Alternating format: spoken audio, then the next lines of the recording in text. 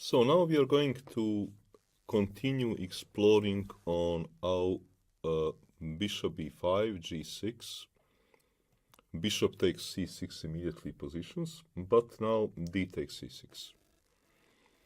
D takes c6, I believe, offer blacks better chances to equalize than bc6, but still does not quite equalize.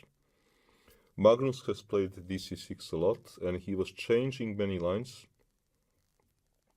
but maybe he was also changing them because he was not so sure as to how to equalize. In most of the time, white plays move d3, which is probably a clever move. The way for white to get advantage is to actually execute, to be somehow clever enough to execute this trade. If white can execute this trade, he gets a better center and he gets a file.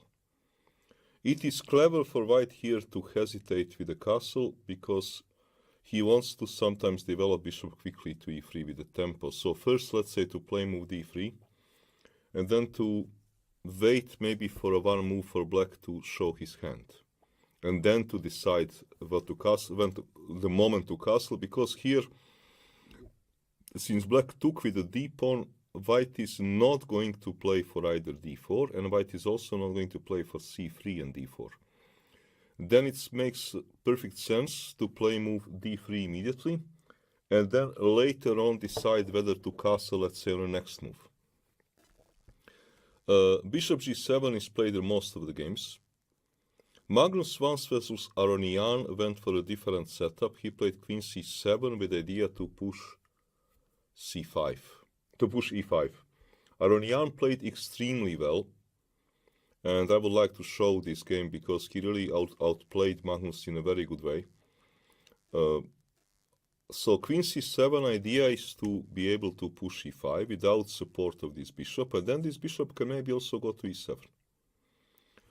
What is white going to do? White is actually going to aim for a standard plan, and standard plan is going to be to push this pawn. And Aronian will actually get a winning advantage playing a really very beautiful game. Castles. e5, bishop e3, knight f6, queen e1. Okay, useful move. Amongst other things, well, black has to worry maybe about a little threat. Also, running away from pin. Bishop g4. Knight bd2. Okay. White is saying, if you want to take it. Because I don't mind to take a bishop pair. Makes sense. Like I said many times, a number of times already in this DVD, I'm not sure when black plays bishop g4, if he takes on f3, that he got such a great deal, because, okay, he trades a pair of light pieces, but okay, here also white is, it's not clear, because white is not even having a space advantage. Why would black do that? And to part with the bishop pair doesn't really look that great to me. I was wondering, for example, here, if knight fd2 is also making sense. My computer tells me yes, but a bit less sense, because knight h5, king h1, let's say, just to, I wanted to make some useful move. Then move like bishop e6 with the idea of f5 and castle queenside. Black has a great game. So Aronian played knight bd2, knight h5, being ready to start playing on a kingside. Maybe castle queenside, bishop e7, f5, or maybe bishop f7 and g5, maybe even sacrifice a pawn. How should white play? a3, white goes for his stuff. Queen will go to b1 and b4. Bishop e7, queen b1, b4 is next. Knight f4. Good to mention that a4 doesn't stop anything because pawn is hanging. I mean, b4 takes, and now pawn is hanging. And white is simply clearly better. White is also better in the ending. So, knight f4. trying to be active. b4, white does not care. Knight e2 check, king h1, knight d4. And now we have interesting moment. Aronian plays excellent move. Knight g1. Backward knight's moves are, I think, one of the most difficult in chess, because somehow in our brains knights are not really going backward so easily. Aronian is keeping pieces because he's basically saying that he can kick out this knight at the moment that suits him. And this is the best move. For example, b takes c5, okay, it was possible. But after bishop takes c5, takes, okay, ed4 is probably wrong because of bishop g5. You cannot castle so easily, but let's say bishop d4, ed4, f4, castle queenside. White should be better. But does black has counter chances? Yes. Though white should be better. Knight g1 will soon lead to very large advance for white. Here Magnus sacrificed the pawn. I don't think he sacrificed the pawn because he liked it, but he wanted to unbalance the game and he pushed move g5. If he doesn't want to sacrifice a pawn, what is a logical move? It's maybe castle queenside. But okay, castle queenside, let's say f4. f6, queen b2. White is not exactly mating black, but black is really having problems with the counterplay. It is not only that your engine would be unbelievably enthusiastic here for white, but also it is really not easy for black, because white will put a rook on b file. At some moment will take, will start pushing his pawn, will go with the knight. At first glance, when actually engine told me that white is having a massive advantage, I was not sure, it didn't look that obvious to me, but then I started to think about position a bit. It is probably more than just advantage. Because white's play is so easy, and black's play is really difficult. So Magnus pushed g5 in order to unbalance the game. For example, what he wants to do, if I now play move queen b2, then the game is unclear after f6 because I can no longer push move like f4. Okay, this is starting to become very messy. Also, once I have this kind of structure in some lines, I can even castle kingside. So g5, b takes c5, makes a lot of sense. By the way, it is maybe good to mention that, okay, such positions are dream positions for white. Attack for free. So g5, bc5, bishop c5, bishop g5. Makes a lot of sense. Grabbing a pawn. Rook g8, bishop h4. Bishop e7. Aronian here played, I think, the most human move, which is bishop g3. Keeping bishop in front of the king. Okay, your engine will say that white is completely winning after bishop e7, queen e7, f3. But okay, I doubt that in a human game it is so easy, because after bishop e6, for example, it is quite difficult to follow the main engine line, which is c3, knight b5, a4, which is a very strong move, knight c3, queen b2, knight a2. Okay, this is still for a human kind of easy, but well, human move, rook a2, bishop a2, queen a2, castles, doesn't look that clear. Because this knight is now stupid, and there is a d-file pressure. Well, your stockfish or whatever you're using will tell you that white is completely winning after move f4, which is true. But to see this 5 moves ahead, is not easy, because now point is that you threaten f5, and if pawn takes, it is now no longer the same. Because white has now regrouped, and white will also now start attacking. And this is no longer the same. I think this is for a human something which is very difficult to see, even if you are Aronian. So engine can say whatever engine wants to, but Aronian played the most human move, which is bishop g3. He's saying, I'm a pawn up, I am putting extra defender in front of my king, and it's not only defender, this bishop can become, can become active bishop at some stage. Why not? Or I can play move f3, and then this bishop can go later to some other diagonal, or I can push. So bishop g3, by far the most human move. Castles, knight c4, f6. Okay, white has here completely outplayed black and has many different ways to do very well. f4 is one way which is quite promising. Maybe Aronian did not want to play f4 because he didn't want to bother calculating bishop e6, because you're having now maybe some sort of sacrificing threat. So he didn't want it, he played a4, knight e6, f3, bishop h5, bishop f2. It is very easy to understand Levon that he thought I'm a full pawn up and a better position, and he wants to win the rest of the game without much of the calculation. Bishop c5, bishop c5, knight c5, knight e2, bishop f7, knight e3.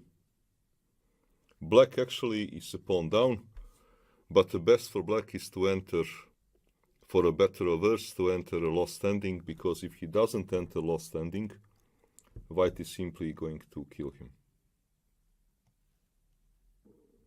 So Magnus played move queen a5, queen e1.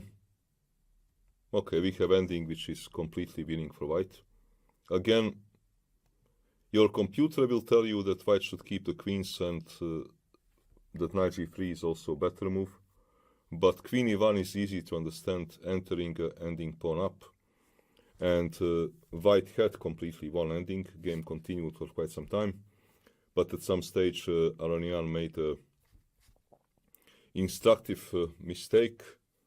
So people who are interested in learning something about endings, they should look it up. I will skip this because, okay, let's focus on a middle game. So Aronian played very well this game, and this plan of Magnus to play queen c7 in order to push e5 and not develop bishop to g7 actually did not work at all, because this plan of white worked very well. a3 followed by queen b1 and b4. So pay attention how often this standard plan just works. So d3, bishop g7, the most played move. Okay, here we have two moves, both played by many strong players. One is castle, the other one is h3. I believe that castles is a better move, if I'm giving some information about the theory. h3 is also making sense. Actually, both moves are probably leading to white's advantage. Because with h3, the main aim is not only to stop some bishop g4 trade ideas, but also that when you play move knight h6, if I want to hit your knight with bishop e3 followed by queen d2, you don't have move knight g4. So h3 is delaying the decision. Actually, both moves are making a lot of sense, and I think that white is having advantage with the both moves. So let's see some ideas with h3. So h3, for example, if knight h6, very tricky move for black is a4. Standard plan for white castles, b6, a3. Here works a little bit less well, because after castles, bishop e3, f6. b4. Takes. Black plays e5, and knight is well placed on f7.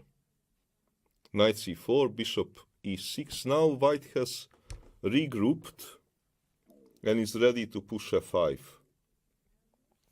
which happened in a game between Anand and Rajabov, and black had a good game, though white won, Anand won, but black is not worse here because black has actually quite a good counterplay. a4 is tricky move for black. Why? Because okay, a5 looks like a logical move, but then we understand the point behind h3 and a4. White has actually here a very interesting plan, which is move bishop e3. And after b6, by the way, it's maybe useful to notice that if I would play this move immediately, this is a blunder, obviously. So I play move a4, a5, bishop e3. Well, now bishop b2 does not produce the same result because there is very strong move knight b2. Bishop a1 is losing material, obviously because queen a1 did double attack, so bishop g7, rook b1, b6, knight c4, willing to take a pawn, rook a6, castles, bishop e6.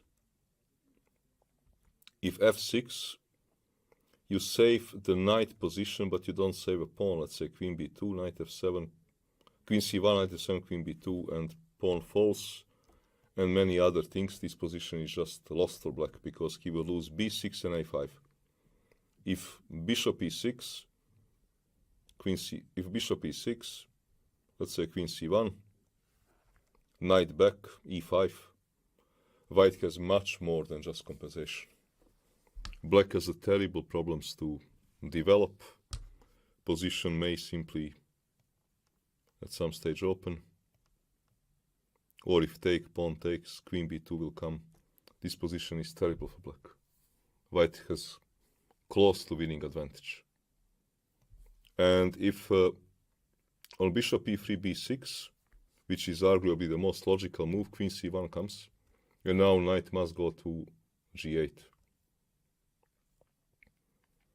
And now, for example, probably the most precise is knight a3. Because e5 looks very strong, but my computer is telling me that black can play h6 with knight h6 back, and that this is not so clear because knight f5 is a threat. Maybe. So knight a3 is probably precise because e5 now does not work that well after knight c4, f6. It looks like that black has almost defended everything. But white has a tactical shot b4. You cannot take by c pawn because b6 is hanging. I mean, this looks simply bad. And after a b4, position is going to collapse. The pawn chain is going to collapse. King is weak. White has a massive advantage here. I threaten knight e6, I threaten bishop e6 to start collecting those pawns, many things. I threaten bishop e4. So this is something which is perhaps useful from theory standpoint, that move like a4 is interesting here because move like a5 is probably due to tactical reasons after bishop e3 just leading to better position for white. So probably the best for black is for a better or worse to play move like f6. In the case of castle, we see again that bishop e3 is quite good. Hitting a pawn, and I want to hit the pawn, and I want to hit the knight. So f6, a5. Now white has already achieved something. Because for black is not so easy to somehow now defend. Because black would, in general, in this position, black likes to have, once white pushes a5, black wants to have pawn here, another pawn on b6. And now black cannot manage this. And on previous move also could not have stopped me because of tactical reasons, or could not have stopped me the way he would like to. And now f6, a5, rook b8, because I have a threat. There is a pin, and I have a threat to hit a pawn. So rook b8, castles, knight f7, bishop e3, b6, ab. White has a little bit of advantage. Because of a file, for example, rook a7, castles, d4, cd4, queen d4. This, if we get into ending, white is better, otherwise black has a problems anyway. It is maybe useful to notice that your engine will be very enthusiastic about move e5. And after knight f5, because if, okay, pawn takes, squares matters. Two bishops do not compensate damage in a pawn structure here. And after knight f5, e6, castles, let's say castles, bishop f4, rook a8, rook e1. And we come back to this situation that e-file matters. Engine is quite happy with the white here. I'm not sure how great is white's advantage, but it's advantage for sure, because compared to previous games which we were looking at, like Rosenthalis, Carlsen or Adams, Kramnik, white is in a much better, white is even in a better shape here. So definitely position is advantageous for white. So this move, this idea with a4 is making sense. In the case of a knight h6, even though Anand played move castles. Move which is played more is knight f6. e5 can be played. It is very interesting concept which Magnus went for in a, I think, blitz game versus Basim Amen. A very interesting idea. Bishop e3, b6, a3. Okay. White is playing standard plan. And here black does a little bit unusual plan, f5. With the king in the center, he pushes f5. I guess one of the reasons why Magnus is scoring so well in Rosalima with black is the fact that he has so many different ideas. And it's not that easy for a white to somehow cope and decide on this. b4, the most consequent move. ab4, ab4. If white didn't do all these things, black would have pushed this anyway. Knight h6. Okay, here white played in a very logical move. He played knight a3, knight f7, queen c1, not willing to trade queens, willing to jump knight c4, but now came castles. Black is already probably better, because black has quite a clear play. Next move did not help white, knight g5, knight d6, and okay, bishop d2, h6, and knight f3, fe4, d4, king f7. Black is here just better because white has a problem that white cannot castle because it blunders into some sort of stuff, or maybe even exchange sacrifice and getting a mating attack. And if white cannot castle, then he is having a problems. Also, his pawn is hanging, which he cannot defend in a good way. So he cannot defend the pawn, he cannot do very much. Knight g5 is a bad mistake, but black is already doing very well. Interesting here is how does engine wants to handle this position. Actually, computer is proposing something which humans don't do so easily. My stockfish wants to take on h6, which is somehow quite strong. bishop h6, knight bd2. Position looks to me unclear.